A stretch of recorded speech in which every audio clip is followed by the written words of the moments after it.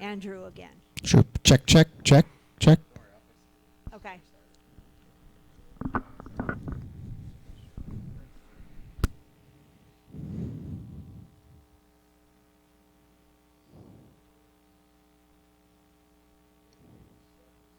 All right, I'm going to start music. Bye. Bye.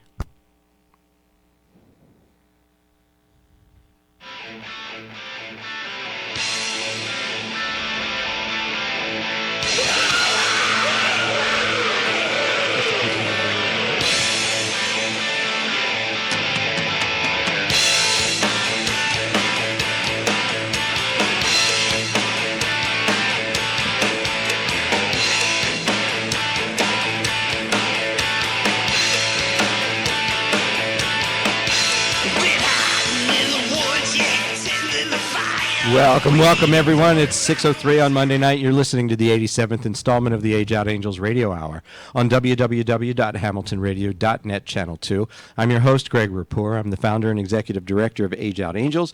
We're a 501c3 nonprofit corporation that provides one-to-one mentors to vulnerable youth for the purposes of coordinating the care and services that they need to survive. We try to help young people avoid some of the horrible pitfalls that they're likely to face if they don't have a proper safety net. And this program is brought to you every week at this same time, courtesy of Doc G, William Saunders, Ruben Rodriguez, and all the fine people here at Hamilton Radio who allow us to use this airtime. Ruben is on the big board tonight. Robin is back with us producing, so good to have both of you here.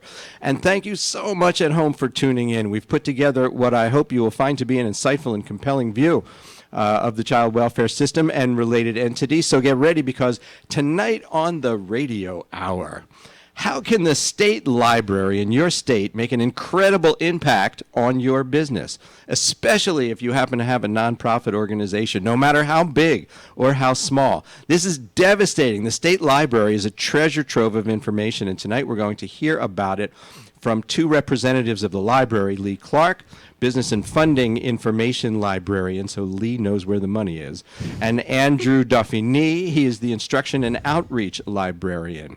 So stay with us for the full hour tonight, and I promise you'll walk away just a little richer for having done so. And stay with Hamilton Radio for the next 3 hours, because after the Age Out Angels Radio Hour, Dr. Felicia Nace comes in for her hour of a program called The Argument. She takes a stand on an issue, and you're welcome to call in to agree or disagree. And then after that, Troy Alexander comes in at 8 with his show called Inspiration, and you can certainly imagine what that's about. It's a great way to end the evening, so keep it right here at Hamilton Radio. Now, if you would be so kind, take a moment, open a separate browser, and find us on Facebook. Go to my name, Greg Rapport. Hit that share button. We had 59 shares last week, and that was a record, and it was a beautiful, beautiful thing. About 40,000 people a week listen to our show, and the more shares we get, that number goes up and up and up and up, and we appreciate it so very much. So please tell everyone out there, share it on Facebook, and tell people to go to hamiltonradio.net, Channel 2 for the audio feed.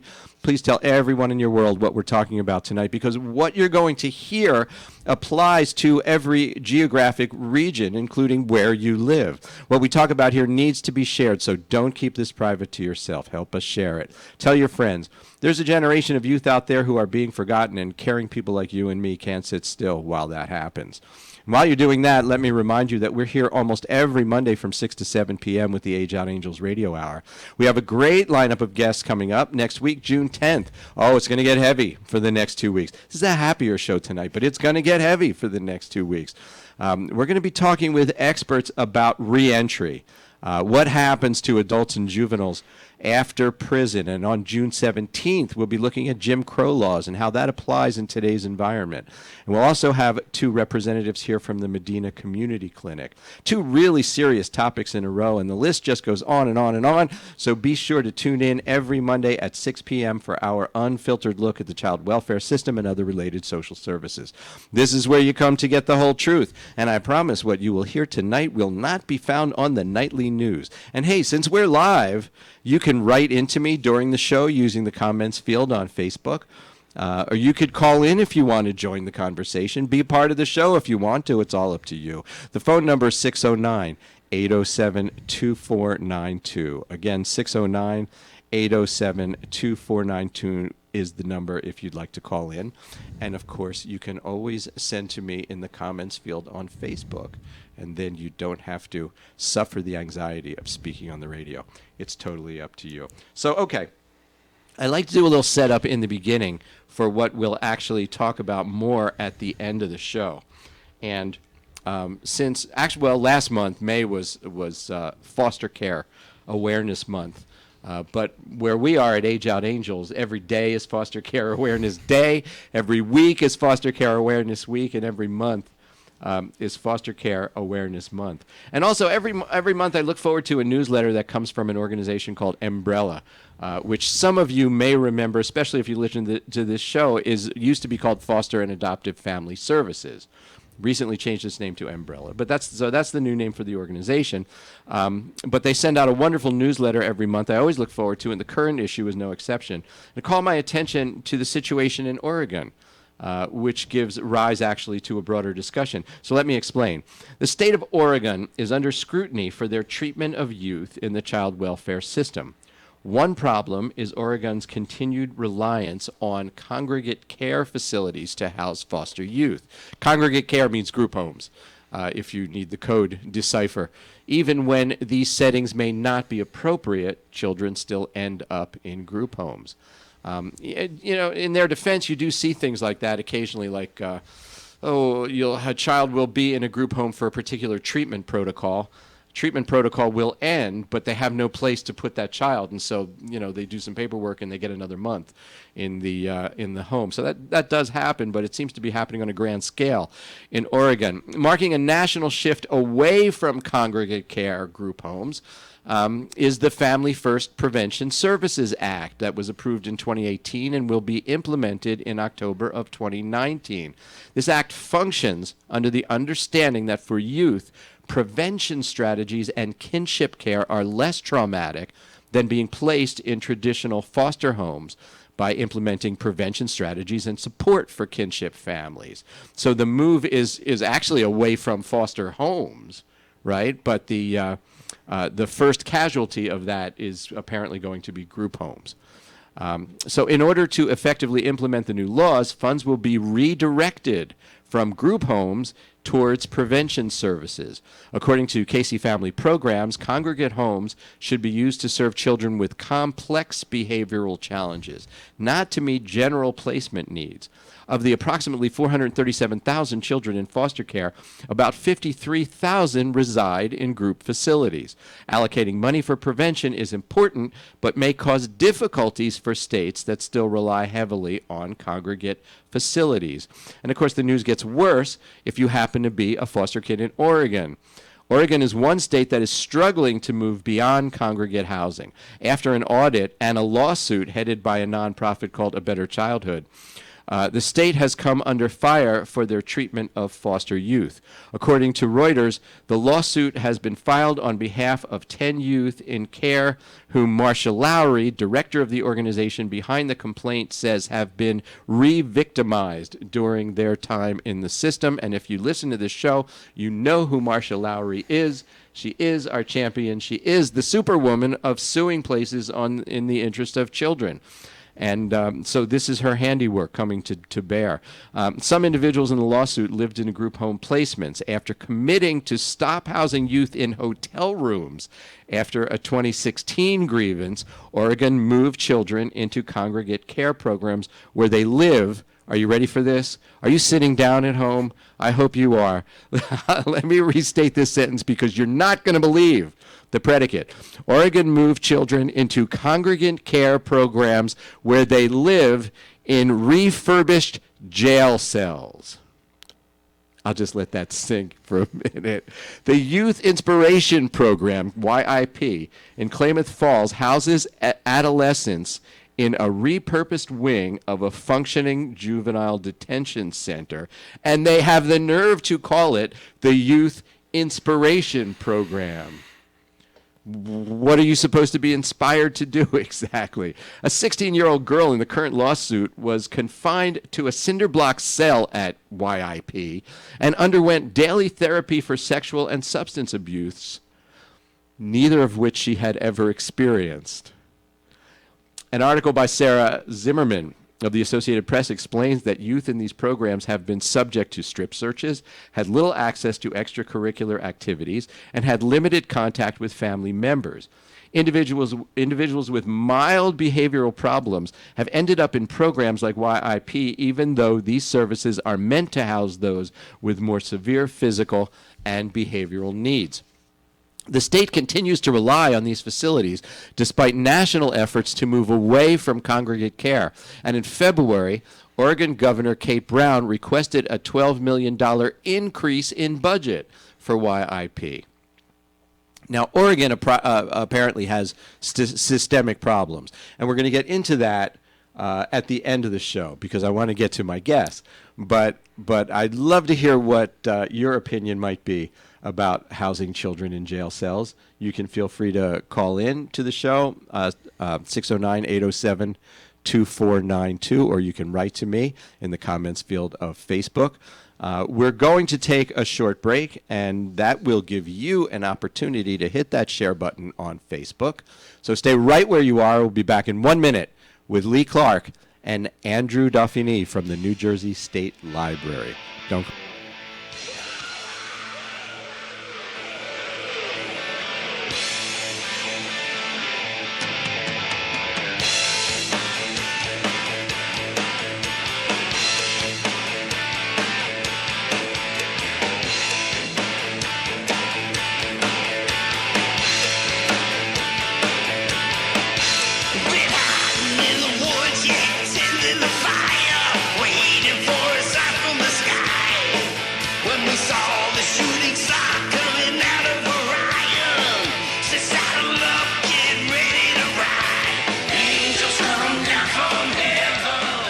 And we are back.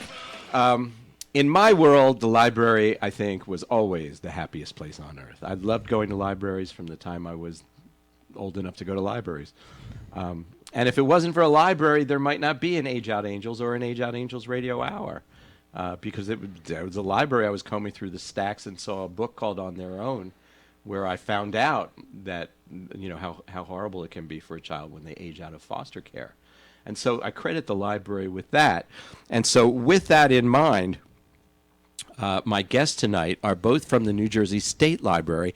And so what you're going to learn tonight is a little bit different than what you're used to, because you may be familiar with your local public library and think you know what it's all about. And this is, I don't know, this is like your library, I'm going to say, on steroids, because it has that much more. So Andrew Dauphiny, welcome to the Age Out Angels Radio Hour. Thank you, Greg. It's wonderful to be here. It's great to have you. And Lee Clark, welcome.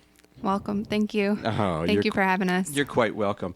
You know, I met these guys because I actually started going to the New Jersey State Library to take advantage of some of the things that I found out were available there. And Lee, the way you explained it to me earlier in the week in an email, it's sort of, there are sort of two components that you bring to the public that they can then come to you and take advantage of. There are many components to the State Library. We're going to talk about two of them today. Okay. We could talk for days about what we offer at the State Library. But yeah, we're going to talk about the funding information collection that I manage, as well as the programming that Andrew coordinates.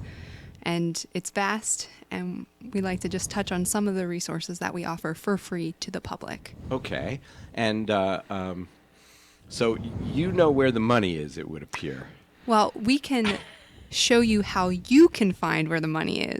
So we don't do the research for you, but we definitely instruct you on how to use the tools that we have at the New Jersey State Library so that you feel comfortable in researching grant funding. We offer print resources for fundraising. So if you're not comfortable with fundraising or some aspect of fundraising, if you're new to the nonprofit field, you can come to the library, learn more about that, gain those expertise, and feel more comfortable and build your organization. Absolutely. I think everyone who starts a nonprofit probably has, you know, a slightly different skill set, and some things that they're really good at and other things that they're not. And probably fundraising is not something that you know, they've had the most experience with in their previous life. So you actually have a database available. Yes, Right? we are a partner with the Foundation Center. We're a funding information network partner. The Foundation Center is... Yes, they're a nonprofit. They're based in New York. They're actually changing their name right now, but we can call them the Foundation Center for Okay. today. And their mission is to promote knowledge of philanthropy throughout the country and really worldwide. And through that mission, they offer 3 databases. And then they have the funding information network partners that offer those databases for free at their location. So the New Jersey State Library is one of them. The biggest database that people come in to use the most is called the Foundation Directory Online Professional. And you can search it on site at the New Jersey State Library. Mm-hmm. I provide one-on-one tutorials, which, Greg, you've Yeah, taken advantage I've of taken that. advantage of, that's right. So I encourage you, if you're interested in learning more about that, contact me, call the State Library, and we can get something set up. And it was all free. I Yeah, mean, all free. I tried to give you a pen and a chapstick, and you wouldn't take it. Yeah, we can't take any gifts. We can't take any. The state pays us. We're okay. Yeah, okay. So yeah, that's why I'm there. So people apologize. They're like, I'm so sorry you're taking time out of your schedule. I'm like, that's why I'm there. I'm there to help you learn how to use this and then find funding for your organization. Yeah, like within the library, this is your baby. Yes, that is Right. half of what I do at the library. Okay. The other half is working with the business research and helping people with their business-related questions. I didn't know that. Yep. Yes, I'm the business librarian as well. Uh-huh. So what kind of business-related questions do people come to you with? We get a lot of researching histories for companies, so trying to find background information on companies that may not exist anymore. I do get a lot of those questions. We also have a lot of business owners that will email or call us, and they're trying to generate lists of new clients or business-to-business contacts. Mm-hmm. So we have a number of databases that they can use to generate those lists. All of them are free, that I help them with as well. Excellent, excellent, excellent. And Andrew, you're a part of this, and yet you're your own entity. Right. Yeah. Right? Yes. Exactly right. Okay, so how do you fit into this equation? So outside of just having people come into the library to use our resources, we also try to provide people who are experts in the field come into the library to give free presentations on a variety of topics. Some are business related or nonprofit or management related, but we also have a whole bunch of different topics that we do as well, from genealogy to health related to career development. So we have a wide variety of programming, not only to promote the library's resources as well, but just to give people general information on a variety of topics that they may find interesting. So there are these presentations that take place at the library, and there are several each month, right? I mean, this is not sporadic. This is regular. No. We average probably about 5 presentations or 5 programs a month. That's kind of what we've hit now. Sometimes we have higher numbers, like for certain themed months, such as October is National Family History Month. Okay. So we'll have 3 genealogy-related programs that month, in addition to all the other programming that we do there. Also for African American History Month, we have some type of African American history or genealogy themed program. Yeah. And then later this month, on it's June 18th. It's one day before Juneteenth and a celebration of the Emancipation Proclamation. We'll have Guy Weston talk about the history of Timbuktu, which was the first African American enclave within the state of New Jersey. So there's lots of different themed things that we do that are not just genealogy related. Some of the different health awareness months, we'll try to find programming to coincide with that. We've done breast cancer before for Breast Cancer Awareness Month, so it's a wide range. And getting back to you, Lee, I mean, you do how to write a grant request, right? So within all the programming Yeah. that we offer at the New Jersey State Library, we do have business and nonprofit related programming, some of which I teach that comes directly from the curriculum from the Foundation Center. So the Intro to Finding Grants, which is using the databases that I mentioned before to find those grant prospects. And then we also take it the next step further is some introductory skills that you're going to need when you go to write your proposal. So our Intro to Proposal Writing, those are 2 courses that we offer regularly. And then we try to get outside speakers because I'm not like the end all be all of nonprofits.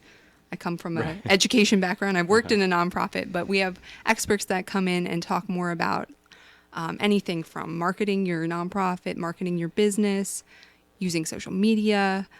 Really, it's whatever any professional wants to come speak about that's related to those, we love to have guest speakers. So I hope people out there who are listening are starting to get the feel now for how this is different than your typical local library. Yes, so we are much more of a research library than Right. the typical public library. Now, public libraries, they're diverse, especially in New Jersey. So I encourage you not only to look us up, but if you aren't interacting with your public library, definitely look at their website, give them a call, step in there.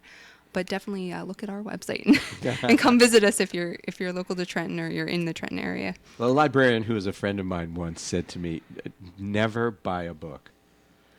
I hope no one from bookseller is listening Yeah. right now, but she said this to me. She goes, "Never buy a book. After your car, it's the most depreciable asset that you could possibly own. When you walk out of a bookstore with a book, it's worth a quarter." Yep. But she said, "But I can get you any book, that you want." And it's really quite amazing how you can order books and get them from, a whole wide variety of sources like academic libraries and things like that. Yeah. Our interlibrary loan program, which another library in our department Sure. coordinates, we both have interlibrary for the public through our Jersey Cat system, which you can just go to your public library, request a book if they don't have it in their catalog, which a lot of people don't realize, and I didn't really realize Right. until I became a librarian that you could do that. And then, of course, in the academic setting, we work with Thomas Edison State University, and we have our state employees that are patrons that we request things through a different venue for interlibrary loan. Absolutely. Now, see, it feels like we're talking in an analog way, doesn't it? Yeah. We're talking about going to a library, requesting a book, going to an actual live presentation where you meet another person, not stare into a telephone screen, right? We're talking about this as an analog lifestyle. Is any of this stuff available in an online electronic way? The Foundation Center databases, you do have to come on site. That's do. just like Yeah, a it's a licensing closed-circuit agreement thing, that we yeah. have with them. But we provide a statewide suite of databases to all public libraries. Those are remotely accessible to public patrons. A lot of our databases are only remotely accessible for state employees and Thomas Edison staff and students. But the Right. statewide database suites, like Reference USA is a big one. You can get that as long as you have a public library card anywhere in New Jersey. You can access it from anywhere in New Jersey. And that's just one of many. And the way it worked, I think I went to a Spanish language. Well, it wasn't Spanish language. It was a pronunciator. Right. Yes. Introduction to 50, 80 different language courses that Right. a person could take. And if you were a state employee, you could access it from You remotely. yes, you could access it. Right. But there's also Rosetta Stone is available as one of those statewide databases. So as long as you have a public library card anywhere, you can go to that library, have them help you set up Rosetta Stone on your tablet or mobile device, and then you can take that with you. And that's one of the services from the state library that we were able to coordinate to offer. Oh, yeah? Yep. I'm so glad we had this time Yeah. together. That's one of the popular ones. We get a lot of questions on how to download the app and how to connect to it. So yeah, Rosetta Stone's a big one. But you can find them. It's called the Jersey Clicks suite of database. So if you just Google Jersey Clicks, you'll get that whole list. Good. That's good. offered, or just go on your public library's website. It should be listed there too. Excellent, excellent. Okay, so now you get all these different speakers who come in who are experts on particular topics. And how do you acquire them? Like, how much of your time is spent doing that, or do you just like troll cocktail parties after work?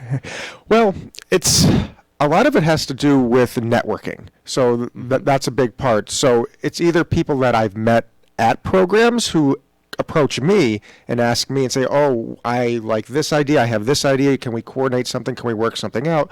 I can't tell you how many people have come up to me after that and try to coordinate something, or said, "I know somebody who might be interested. I'll give you their contact information."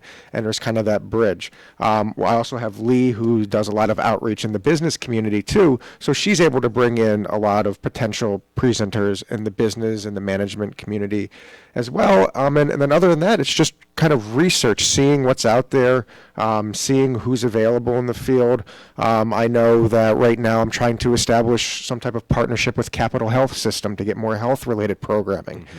So they offer some at the hospital and different sites, but I wanted to bring something for the public to come to during the day, and kind of promote that mission of healthy living, healthy mind, healthy body, kind of idea. And so now that has opened up another avenue with an eye care facility who does a program on that. I can't go through the hospital to do that. Now I got to go reach out to the eye care facility. Now we're developing that partnership as well. And it spreads word of mouth, really, especially in terms of the amount of people that we have coming to our programs now. Just the fact that people now realize that we have all this different type of programming, the attendance is now going up significantly. So, and that's going to create more opportunities for people. Do you have numbers on that? Like how many people you serve in a year and that sort of thing? Are you keeping that stat yet? Sure, yes. So in 2017, we had 262 attendees over 28 programs. So we average only a little over 9 people per program. In 2018, we had 866 attendees over 58 programs. So we more than doubled the amount of attendees and just about doubled the amount of programs. And that we're almost at 15 attendees per program. And already this year, through 2019, we've had 360 attendees over 24 programs. So the trend is obvious, huh? Yes, yeah, the trend is obvious, and I think the fact that we're able to reach more people with a diverse listing of programs really brings people in to say, I really only came in here for this, but now I've learned about this other program, that might be interesting to me, or I know somebody else. We get a lot of people who spread it. I've heard this from a colleague of mine. I've heard it from a friend or a family member, so that enticed me to come. As you know, you and your daughter came to one of the programs too, so now she might be somebody who's interested in coming to more, realizing. So yeah, I mean, so we do promote via social media, via our Twitter and our Facebook. And then also on our Instagram, you can see the programs we've had. We do pictures and little recaps. Also, if you go to our website under our blogs area, all of our programs that we've done, there's a recap. So if there's anything that you couldn't come, if there are handouts available or anything that you can download, that's available there, as well as just a written description of what was covered in the program, so you can get an idea of what we have going on. So. Okay. Good. Now, is there a state library in every state? Every state has their own version of a state library, so it varies from state to state based on legislation and why the state library exists and the services they provide to the public libraries within their state and how they're connected to the public libraries. So do you have like a club where once a year all there you guys is a all from your state special libraries, library association? you get together and drink heavily? No. No. Not for us, no. ALA is this month, so that's the American Library Association. So I'm sure there'll be representatives there. It's in Washington, D.C. this year. So there are professional associations that state librarians are part of, but no, not a secret club. Is there without a secret handshake? No secret. No Illuminati here. Is there like a known in the country, like this is the cool library or the big library or the one? I guess the Library of Congress would DC be the would big be one. Is that a state library, the Library of Congress? That's our national library. Yeah. National library, right. So how we kind of serve the interest You're of in state that government. umbrella. Yeah. So we serve the interest of state government as one of our missions. Well, that's also the Library of Congress was kind of created to serve the interest of the federal government too, but they're also open to the public. You're more than welcome to go there and do research, just like you're more than welcome to come to our library and do research and ask any type of questions And that you might have. a big misconception that I get, especially when I go to outreach, especially for like businesses, and they're interested in like coordinating with their local public library, and they think the state library tells all the public libraries what to do. We provide them with professional development and services through like our statewide databases, but we don't control them. Yeah. No. We don't do their contracts or anything like that. No, and the public libraries throughout New Jersey are very diverse in how they're structured as well. And the public library has children's books. Yes, we don't have a children's section You at the don't, state library, so they unfortunately. have but leverage over you in that regard. the children's sections are very popular in the public libraries. As a former public librarian, I know that. Yeah. So as basically a research facility, right? You have I don't know, agreements, partnerships with colleges, universities, and things like that. We are affiliated with Thomas Edison State University, so some of our departments are shared. We provide library services to the students, which are mostly remote students. And Andrew does some of the coordination of the programming. They have a very big nurses program there, and some of the nurses programs are on site, so we do a lot of services. Yeah, for so those. Both for the Bachelor of Nursing as well as their Doctorate in Nursing, we provide orientations. So there's 3 orientations per year for the bachelor's and 2 per year for the doctorate at this point. And then we'll see how that grows. But that kind of what we're doing here, we give an overview of the library, how to utilize all of our resources for them, because, they're doing a lot of research. It's part of, becoming up in that field. You have to be able to do research. You're going to have to be able to locate the resources you want, whether it's for writing a paper, maybe you're trying to treat a patient, or you're working with a doctor and something like that. So being able to figure out how to evaluate resources and things like that is very, very important. So Yeah, that's a big thing, especially in the total library field and the world in general, is we're hit with so much information, especially now with the internet and social media, is teaching people how to evaluate the information that they're generating in their searches or they're seeing online. Cut through the clutter. Yeah. Yes. It's a skill, and it's definitely needed, especially nowadays. Absolutely. Well, it's certainly something that you helped me with when it came to evaluating the nonprofit I'm glad. funding I'm sources, glad. right?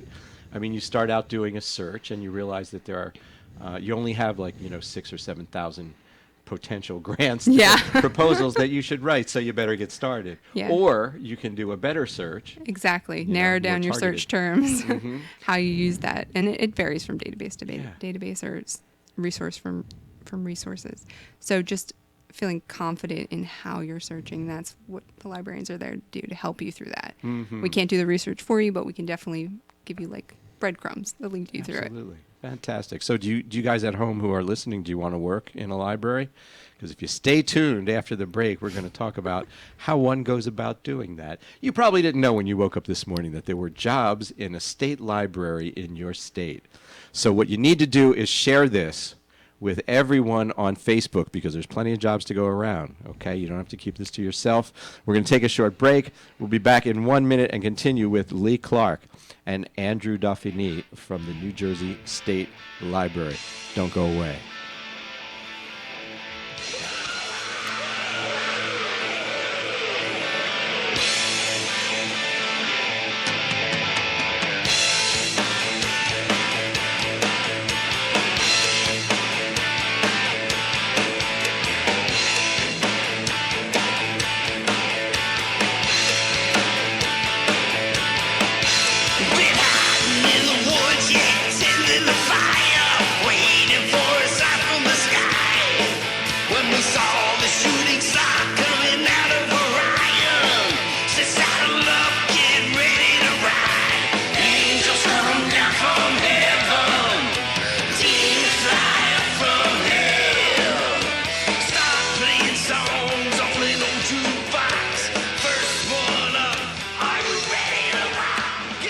And we are back. I've been very bad tonight at saying hi to the folks who are out there listening. Helen Davis is listening. Anna Maria is out there listening. Shane Emanuel is listening. Thank you so very much for tuning into the program tonight. Before we go further, I do need to thank all the people who made donations to Age Out Angels this week. We thank you so very much for your kindness. And hey, if you have an employee giving fund or matching gifts foundation associated with your place of work, we would certainly appreciate your contacting us and telling us how we can participate in that. Private message me on Facebook or email to greg@ageoutangels.org. And I want to remind everyone that you can donate to Age Out Angels every time you make a purchase from Amazon. And I want everyone to be thinking about this now with Father's Day coming up. Hello? You could help out our kids a lot, and all you have to do is make your purchase by way of smile.amazon.com. It's called Amazon Smile, but for some reason in the web part it reverses smile.amazon.com. And you designate Age Out Angels to be your Amazon Smile designee. And what happens then is a portion of your payment will go to Age Out Angels without it costing you 1 penny more.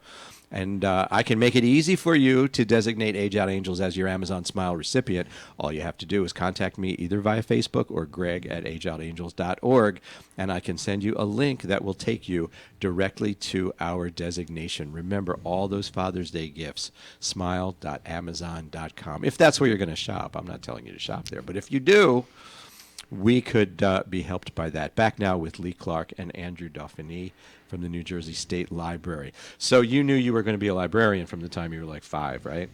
Nope. This is my second career. So I was originally a math teacher, high school math teacher. Really? Yep. I taught math for about 6 years. Went back and got my master's degree in library science because I needed my graduate degree to keep my certification. I was teacher in Pennsylvania, and that's one of the requirements. You need a certain amount of graduate credit. So I'm like, I'm going to go get my certification as a school librarian. I get into it. I do an internship at a public library, fall in love. I'm like, I want to do this. I'm going to get a job in library. It wasn't that straightforward. So I worked in the public library for a little bit. I worked as a school librarian for a short time, and then I got my job here at the state library. And I love library science because really you can work in so many different fields because everybody needs that information provider to help you with the information, whether it's in health sciences, whether it's in business, whether it's in a university, it's a public library, it's a school library. There are so many different diverse fields for library science. And that's one of the things I love about it. So, but when you got the job at the New Jersey State Library, how did you find out about it? Through the Thomas Edison University website and NJLA job listing. NJLA is the New Jersey Library Association, so they have a job listing on their website. Oh, okay. So, because I mean, it's not exactly something that they bounce off of blimps No, at and football games. a lot of not all of them, but a lot of library positions do require a master's degree, and not necessarily to work in a library, but to be like quote unquote a librarian. And not a lot of people realize that. Right. So. Right, a master's degree in library science, yeah, or So you could have information science. So you could have a bachelor's in education and be a math teacher, but your master's has to be in library science. Yeah, for a lot of the jobs out there, but not for all of them. So I encourage you to kind of like look and see if you're interested in the library field. Look at the jobs that are posted, see what's happening at that time. I mean, it seems like a wonderful place. All you do is walk around helping people. It's definitely a big part, helping people. We're very detail-oriented. Part of our job is research, but we do a lot of different things. We wear many hats. So, What are some of the others? Andrew, I'm going to let you take this one. So, I mean, yes, we do wear many hats. Essentially, our big hat that we wear is helping people. I mean, that's our motto is connecting people with information through libraries. That's the one that I see. Yes, I yes. see you helping people. It's like when I go to a restaurant, I see dinner. I don't see it get prepared, right? And Right. Yeah. You don't see what happens behind the scenes and Right. stuff. So I'm not just like some of us are. We're more the out-facing people who are there to help with whatever questions you have. But we have a whole host of other staff that curate the collections that we have to make sure that you're getting the best possible information, the best resources that are there. We have people who are do the purchasing part of it. We have people who work with other libraries throughout the state to provide training and professional development, provide grant opportunities, administer grants, and things like that. Also, tech services or IT and stuff. We provide some statewide initiatives in the technology field in terms of like internet access and things like that. So there's a I whole. wouldn't have even thought of that. Yes. So there's IT jobs. At the Absolutely, library. yeah. I mean, Digitization is a big thing. We do have a few of our colleagues work heavily with digitizing, especially newspapers within New Jersey. If you go on our website, I encourage you to check out the New Jersey digital newspaper project that we're part of. So there's the technical side. A lot of librarians now have to be very technology savvy, especially since all the technology is changing. And we work with library systems that are not only based on the computers that we have, but they're web-based. So you have to have those skills and learn those skills. And part of that's through the Masters of Library Science. Right. So, Andrew, did you always want to be a librarian? No, for the longest time, like Lee, I have a degree in education, and I wanted to be a history teacher. That's kind of what I wanted to do. And then I realized through my student teaching that it was something that I could do and I could be very successful, but I felt like there was a lot of restrictions on how I could teach, what I could teach, and everything. And I felt like that might not have been the best environment for me. So I decided that I'll get an advanced degree, I'll get my master's in history, and I'll look maybe towards the collegiate area to teach. You have a lot more freedom there. You can work with, for me personally, the older teens and things like that, where you can start developing those critical thinking skills. You can engage in really in-depth dialogue. You can teach them how to kind of fend for themselves in terms of their information and constructing arguments and critical thinking and all of that. As I was completing that degree, I had to write a thesis. And part of that thesis, I had to do a lot of research in one particular library. My thesis was on the American Revolution, and we had the David Library of the American Revolution in Washington Crossing. So that's where I did a bulk of my research, and I fell in love with the library setting there. And after I finished my degree, I said, you know what, I really like working in libraries. This is really great, because I started volunteering there and helping out.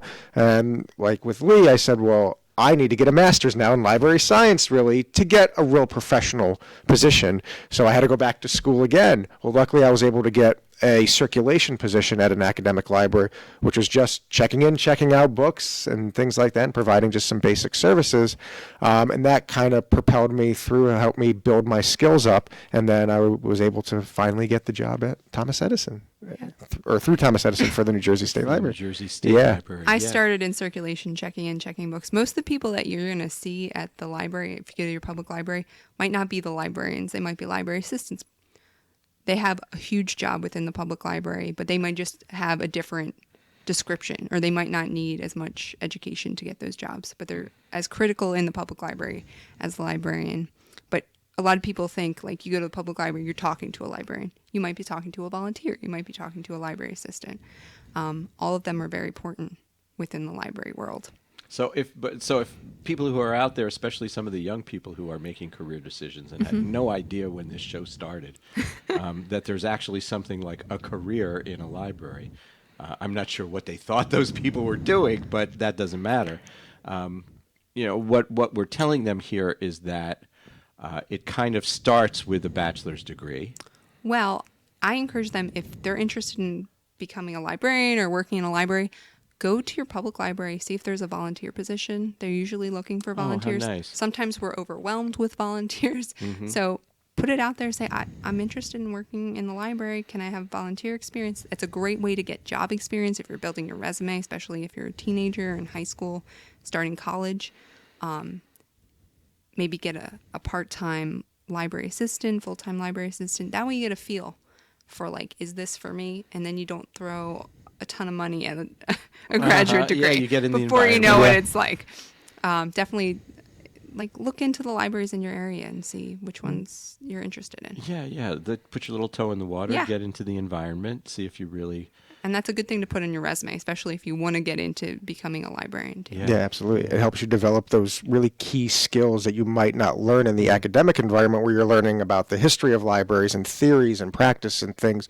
This will get you down into the trenches, and you really get to develop those hard skills, those transferable skills that then, if you decide it's not for you, there still might be valuable for you in the future employment opportunities that you seek out. So, And that's true for most fields. I mean, if the more hands-on experience you can get, the sooner, the better. And I always when I was a teacher, I always told my students that. Be like, get an internship. Preferably paid, but there's not a whole lot of those out there. But, yeah. That's the hard way. Andrew, I wanted to talk to you a little bit about the diversity of the programming that's there, because we've been heavily talking about nonprofits and careers and that sort of thing. But the fact is that there's kind of something for everybody at your state library, and I think the thing for folks out there to do is to go online and find theirs. Yes, absolutely. Right. Whether they're local to us and are able to come, you're more than welcome to go to our website. Our events listings is right on our homepage, so you don't even need to click through a bunch of pages to find it. The next 4 events on our calendar is listed right there, but I can just go brief rundown of the events we have this tell month. us what's coming up. And you'll see just the amount of diversity that we do have. So tomorrow from noon to 1:30, we have active listening and inquiry for managers. So this program is really designed to help you develop your listening skills, as also partake in active inquiry in order for you to resolve conflict and to make your work environment much more hospitable and suitable and conducive for productivity, in a sense. So, and then the day after that, we have somebody from Washington Crossing State Park coming to give a talk about the park, to kind of encourage people to get outdoors, to really see what their local parks or their historic sites have to offer. And there's a wide variety outside from education, outdoor activities. I know they do theater there every once in a while and stuff. So this is, a great way for people to experience the outdoors in the summer. We kind of want to highlight these local resources and gems that are available to us. The week after that, on June 11th, we have home buying from the Credit Union of New Jersey is going to come and talk about what to look for if you're trying to buy a home, especially if you're a first-time home buyer, and all those resources. I wish when I went to buy my first home, I had all of that knowledge. So yeah, it's really, really great. And then the week after that, on June 18th, is the history of Timbuktu that I mentioned earlier in honor of Juneteenth. And then we round out the month on June 25th with volunteering, a doorway to employment. So as we were just talking about here, about getting into the library, or really anywhere at this point, even if you are already working, or if you're underemployed, or maybe you're just in college or getting out of college, volunteering is a great way for you to develop not only skills, but make really deep connections with people that then you can use in the future. They may be able to refer you to somebody who's looking for a job. They may be able to even serve as a reference for you to really bolster that resume or that interview or whatever that you're trying to do to move on. And volunteering is often something that's very overlooked. So, Absolutely. I want you to back up for a second there. Sure. Because you said Juneteenth. Yes. And I'm not sure everyone out there knows what Juneteenth actually is. Yes. So Juneteenth is actually June 19th, and that was when the Emancipation Proclamation was ratified. So that was officially freed all of the slaves during the American Civil War. And this is something that's been happening recently over the years, is different ways to celebrate that. That's a big triumph for America that we were able to overcome, that injustice in a sense. So, and we at the library try to celebrate that day, and we think that this is a great way to do it by having the president of the Timbuktu Historical Society and Group, Guy Weston. He's going to come and give an absolutely fantastic talk about it. And again, it's one of those things you may not have realized that happened in New Jersey, that there was an African American enclave, and we were one of the first states in the early 1800s to actually outlaw slavery. So there. Exactly right. Yeah. There. Lee, we just have a couple of minutes, but I was hoping maybe you could share with us some of the funnier things that people bring to you in their attempt to find funding sources for their nonprofit organization. Do you occasionally run against something that just seems highly improbable? Well, I do get a lot of people that have not established a nonprofit yet, and they come in and they're like, I need grant funding. Well, the thing that most people don't understand is that you usually need to have a 501c3 designation, as you mentioned, Age Out Angels has, right. Because foundations that provide grants need that IRS designation for that. So when they come in and they're like, I need grants, I'm like, what do you need grants for?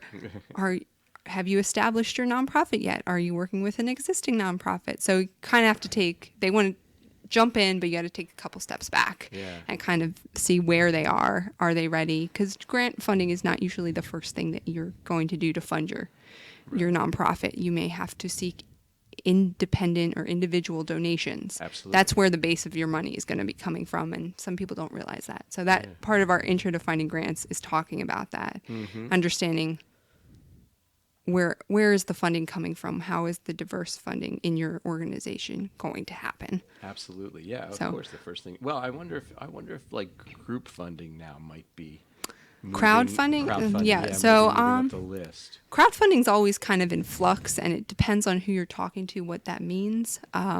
But it works better for certain types of organizations. If there's a story, if you can spin your cause into like a visible story that touches somebody's heart, it's going to work better for crowdfunding. Whereas sometimes renovating a building that you don't understand how it's going to be used may not be the best crowdfunding. So it really depends on how you can spin the story. Storytelling is definitely a big thing in fundraising and crowdfunding in general. Absolutely, good to know. I would expect also, if people are coming to you with ideas that aren't even developed, that I'll bet a lot of times folks don't really have a clear view of what their mission Yes. actually is. Yeah, sometimes they're looking for startup money, and grants are usually not Not that. what there are incubator grants out there, but you really need to have a clear understanding of what your organization's going to do, who you're going to support, what your mission's going to be, and be able to describe it. Because if you can't describe it, then you're not going to be able to describe it to a funder, and they're not going to have any confidence in your organization to fund them. Absolutely. There are lots of organizations get sprouted suddenly as the result of some trauma, murder, a loss of a child, that sort of thing. And then so somebody says, I want to do a foundation in his honor and keep him alive. But that's not enough in and of itself just to say, okay, where can I get money from? Yeah, and a lot of people, especially with the IRS, there's an easy form kind of, so you just fill it out and you can send it to the IRS and you get your designation. You don't have to think through a lot of the aspects of creating a nonprofit that are really important, because some people don't really. It's like starting a business. You're going to have the same type of aspects that you would have when you're starting a business, especially if you're doing a corporation. And a lot of people, they're like, I just want to send up this foundation in memory of my relative or in the result of a trauma. But doing the research, doing the background, Center for Nonprofits is really great. That's the umbrella organization for all That's nonprofits. how I found out about the State Library, was researching through the Center for Nonprofits. We have a link on there. So. Yes. They're great. They have a lot of materials that they've created to help people figure out whether starting a nonprofit is right for them. Foundation Center is creating a new tool. They haven't launched it. They're supposed to launch it this month. That's going to kind of guide people through the questions that they need to answer to see, is a nonprofit right for me? Sometimes it is, sometimes it's not. But those are important questions to answer before you come to us and try to find grant funding. Absolutely. I wanted to say a few more things about Oregon. We started talking about the state of Oregon in the beginning of the show, and how woeful their foster care system is. Because if you just joined us, Oregon actually houses children in refurbished jail cells. And they thought that was an upgrade from hotels that they used to put children in. And Oregon has systemic problems. They had a history of placing children in inappropriate housing. From refurbished jail cells to costly out-of-state facilities, the state says it's having difficulty finding family homes for youth. And according to the current audit, overburdened caseworkers, ineffective management, and lack of resource parent retention are all at fault. Overwhelming workloads are part of the problem. There's a quote, "Our current caseloads are more than double and sometimes approaching triple of what they should be," said caseworker Roseanne Scott. Child welfare workers are expected to interact with multiple entities in each case, and handling double or triple the recommended workload makes them unable to perform their duties. Caseworker Bridget Rayburn told the Oregon Public Broadcasting, "Someone cries at their desk every day, not because of trauma, because they're overwhelmed with work." Constrictive workloads will also make it difficult to prioritize prevention strategies outlined by the Family First Prevention Act. Caseworker Kelly Scott told Oregon Public Broadcasting that she would love to be able to focus on prevention, but because of our severe and chronic understaffing, we don't have the ability to work with a family in any meaningful way unless they're coming in our door through a pretty serious concern. Without the means to administer prevention services, more children are removed from their homes and placed into the flooded child welfare system. Oregon Department of Home Security says it would need to hire more than 1,000 child welfare workers to reduce caseloads significantly. And I'm curious how those of you at home might have an opinion about how a place like Oregon would be able to deal with the Family First Prevention Act, because money is going to be shifted to prevention instead of to the group homes that they've come to rely on, or group jail cells, if you will, that they've come to rely on. And so when that money shifts, it's like not something that happens automatically. It's kind of like a Venn diagram, like a fade in, fade out at the same time in a movie. They're going to still need money to support the children, who haven't been served in the home environment. And of course, there are plenty of homes that kids can't go back to. They're just, beyond the prevention stage. And what do they do with those children? How do they fund that? And the good news, if you want to hear some good news, can we end the show on a good news thought? New Jersey is a leader when it comes to this. It's the opposite of Oregon. If anyone ever asked you the trivia question, what is the opposite of Oregon? You think it's a trick question, but the answer is it's New Jersey.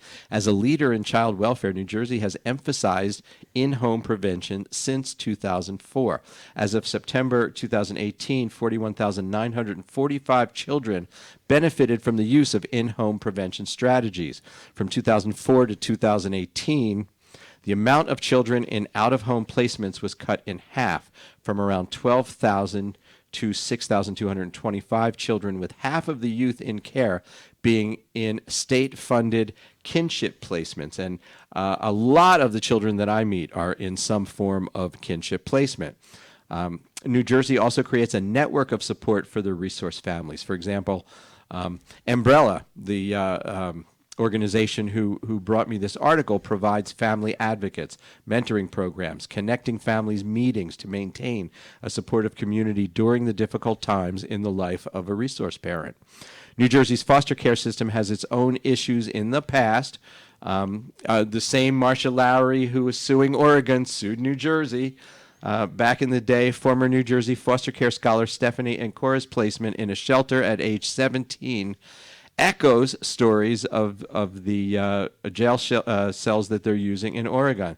It was intended to be a transitional home for foster youth leaving the juvenile detention center across the street. For Stephanie, a 17-year-old without any behavioral problems, eating meals at the detention center and being placed around peers who had experienced jail time was totally isolating. However, a 1999 lawsuit filed against New Jersey spurred positive change in the foster care system. So this brighter future created in New Jersey is possible for other states as well, according to Marcia Lowry. It is possible to fix these systems. It's just a lot of work. This forces the state to pay attention to the plight of these children. So there you have it, ladies and gentlemen. Another hour talking about youth who should matter more in our political and economic discourse than they do. And we thank you so much for tuning in and maybe helping spread the word. And I hope if you're out there thinking about having your own nonprofit organization, you learned tonight that the place to go, the place to hang out, the cool place in town is the New Jersey State Library. And I'm very, very grateful to my guests, Lee Clark and Andrew Dauphiné, for being here. Thank you both so much. Thank you for having us. Thank you, This was Greg. wonderful. What's the website for the New Jersey State Library? Sure, it is www.njstatelib.org. Again, www.njstate.org. LIB.org. Make sure that you find the state library in your area. Thanks to our engineer, Ruben. Music provided by Angel Fire. Our webmaster is Carmen Garcia Valera, and our social media specialist is Bailey Braverman. Dr. Nace is not here tonight, but they are going to rebroadcast a previous episode of The Argument, so stay tuned. Join me next week, June 10th, to talk about re-entry from incarceration. And until then, let's make this week the best week ever. Have a great evening.